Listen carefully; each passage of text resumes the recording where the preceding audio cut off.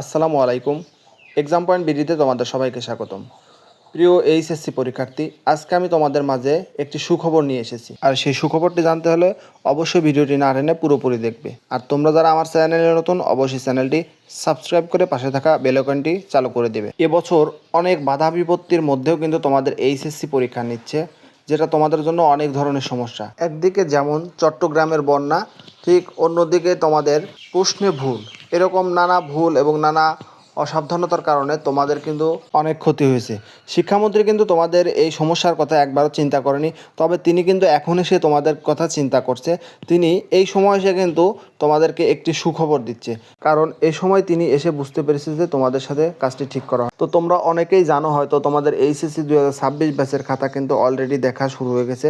বাংলা, ইংরেজি, এমনকি তোমাদের আইসিটি খাতাও কিন্তু দেখা শুরু হয়ে গেছে। তো এবার কিন্তু তোমাদের খাতা দেখার যে সিস্টেম, এটি কিন্তু পুরাটাই ভিন্ন, কারণ বোর্ড থেকে এবার উত্তরপত্র দিয়েছে এবং বোর্ড থেকে বলে দিয়েছে যে এবার যাতে খাতা একটু সহজভাবে দেখা হয়। যদি তুমি কোনো প্রশ্নের আংশিক লেখো কিংবা কোনো বিষয়বস্তু যদি তুমি ওই প্রশ্নে লিখে থাকো খাতায়, তাহলে কিন্তু এবার তুমি পুরো নাম্বার পাবে। এরকমটাই কিন্তু বলা হয়েছে এবার বোর্ড থেকে প্রত্যেক শিক্ষকদেরকে। আর এটা কিন্তু কোনো অফিসিয়াল তথ্য না, এটা একজন শিক্ষকের কাছ থেকে কিন্তু আমরা জানতে পেরেছি।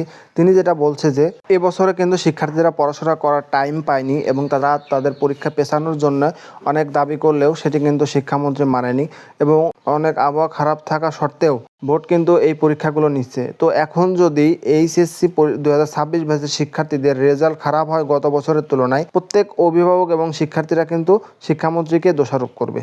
যাতে তোমরা শিক্ষামন্ত্রীর কাছে জবাবদিহি না চাও এবং অভিভাবক এবং শিক্ষার্থীরা মিলে যাতে আন্দোলন না করো, এর কারণেই কিন্তু শিক্ষামন্ত্রী তোমাদের খাতা একটু সহজভাবে দেখতে বলেছে।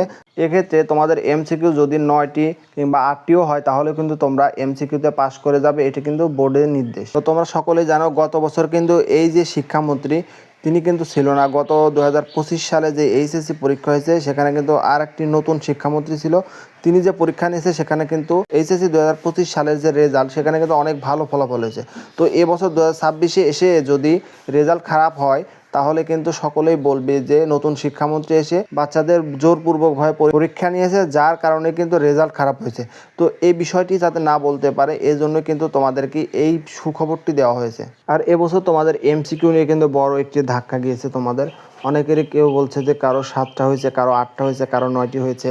তো আমি বলবো যে তোমরা এই এমসিকিউ নিয়ে কোনো টেনশনই করবে না, কারণ এই এমসিকিউতে কিন্তু তোমাদের এবার পাস করে দেওয়া হবে।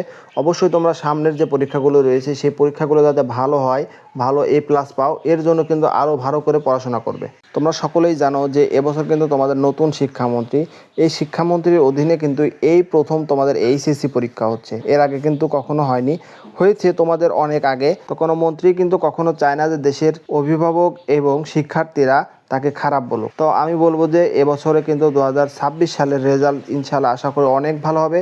তোমরা এটা নিয়ে কোনো টেনশন করবে না। তো এই ছিল তোমাদের এইচএসসি 2026 ব্যাচের নিয়ে যে সুখবরটি শিক্ষামন্ত্রী দিয়েছে সেটি।